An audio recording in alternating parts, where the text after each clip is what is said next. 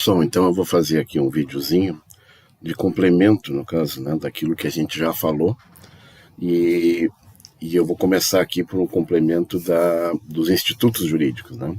A gente tinha visto já no slide 12, né, os institutos jurídicos, e eu, para dar um exemplo agora, para ilustrar, eu incluí aqui nos slides uma realidade que até pouco tempo atrás era uma realidade aqui no Uruguai. Acho que eu cheguei até a comentar com vocês, né?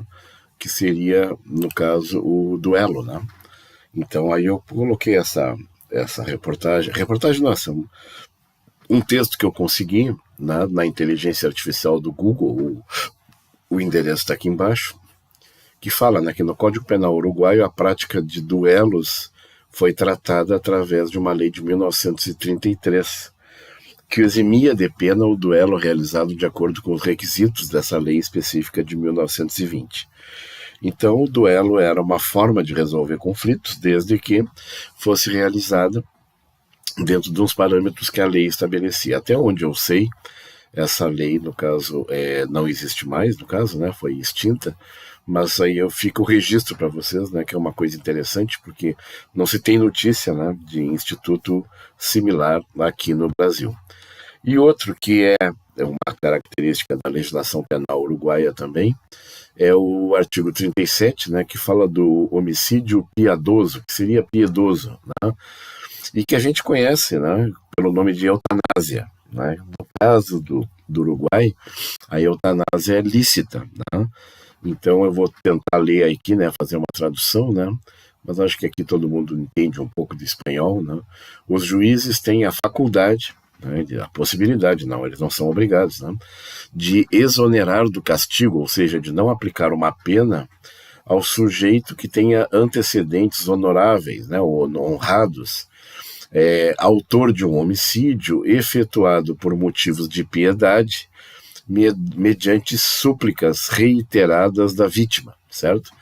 Então, se fechar nesse contexto, uma pessoa que cometa eutanásia, se for uma pessoa com antecedentes honrados, né, passado limpo, né, e que também movido, né, por piedade e atendendo súplicas reiteradas da vítima, ou seja, pedidos repetidos, né, da vítima, ele pode, né, não será necessariamente absolvido, mas ele pode ficar livre da pena, segundo o artigo 37 do Código Penal uruguaio, tá certo? Esse é um complemento que eu queria fazer com vocês aqui, certo?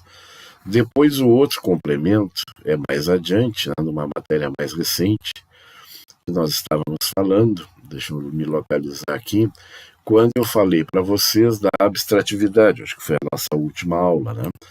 E aí eu coloquei para vocês que o artigo da legislação nacional mais abstrato que eu conheço é exatamente esse, né, do matar alguém, né, do homicídio, certo? Homicídio simples, porque só tem duas palavras, matar alguém.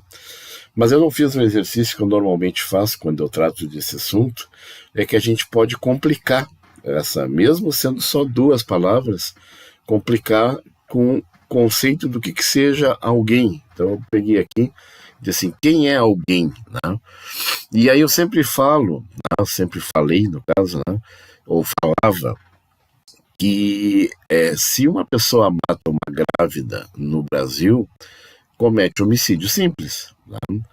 Porque o nascituro, né, aquela criança que ainda não nasceu, ela não é uma pessoa, certo?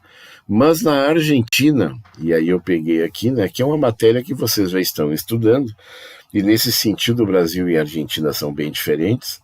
Na Argentina, no artigo 19 do Código Civil, diz que a existência da pessoa humana começa na concepção.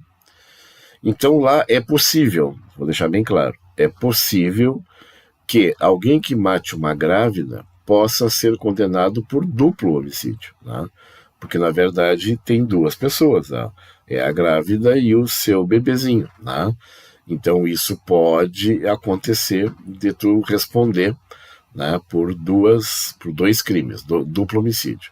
No Brasil, no máximo que pode acontecer Se a pessoa que matou a grávida sabia que ela estava grávida e desejava interromper a gravidez, o máximo que pode acontecer com ela é responder por homicídio e aborto, certo? Homicídio e aborto.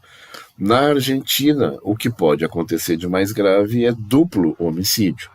Isso para vocês entenderem, então, a importância prática de definir o que é alguém, né? Uma pessoa já concebida é alguém? No Brasil, não. A gente sabe, né? O Brasil adotou uma teoria natalista, eu creio que vocês já estão estudando isso em civil, né? Só é pessoa quando tu nasce com vida, certo? Na Argentina, não. Outra coisa que chama atenção na Argentina é esse artigo 20, que aplica o mesmo critério que é aplicado no Brasil. Com toda a tecnologia que nós temos hoje, né, científica, é absolutamente impossível definir quando é que ocorreu a concepção. Perdão.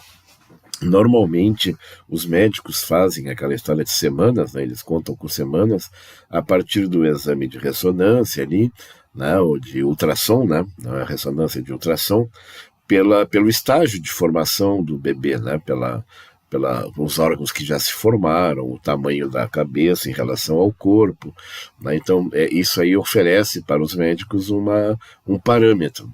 Mas a gente não tem certeza absoluta de quando que aconteceu a concepção, por uma razão bem simples. Né? A questão da relação, né, sexual entre duas pessoas de sexo diferente, né? Os espermatozoides ficam vivos dentro do organismo feminino, né, por alguns dias, certo?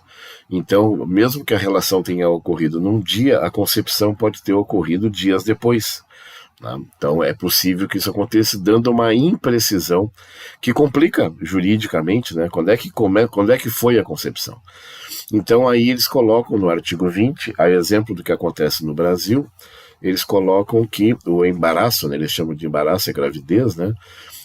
O máximo de tempo é 300 dias e o mínimo de tempo é 180 dias. Né? Então é o seguinte, tu faz uma conta ao contrário. Quando nasce a criança, uma criança que nasce hoje, ela foi concebida num prazo que vai dos 180 dias, né, dá um passo para trás de 180 dias, e depois dá outro passo para trás de 300 dias. 180 seriam 6 meses, e 300 dias seriam 10 meses. Então, a concepção aconteceu entre o 300º dia e o 70º, 80º dia, certo? Entre o dia 180 e o dia 300, a contar do parto, certo? É um critério bem interessante que é utilizado, então deixa um espaço largo da provável concepção, certo? Teoricamente, porque ninguém nasce com menos de 6 meses, teoricamente, porque ninguém nasce com mais de 10 meses, certo? Então é isso aí que eu queria esclarecer para vocês, no caso, né? Só que aí a própria Argentina, no caso, criou um problema, né?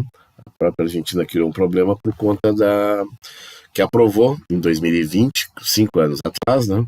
Aprovou a legalização do aborto. Até onde eu pude apurar, né? Isso não impede a continuação do artigo 19, ou seja, o fato da pessoa poder abortar não caracteriza, no caso, homicídio, certo?